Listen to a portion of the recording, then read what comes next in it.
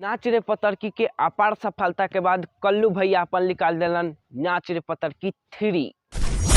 इ गाना के पहले ही इतना सुकून मिलता कि का कहे कि ना भाई लोग है तू लोग देखा लोग का कल्लू भैया बांसुरी बजाओ तारा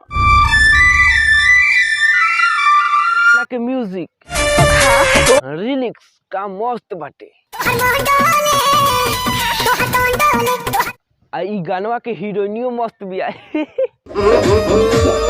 अरे मजाक कैनी हमर दे।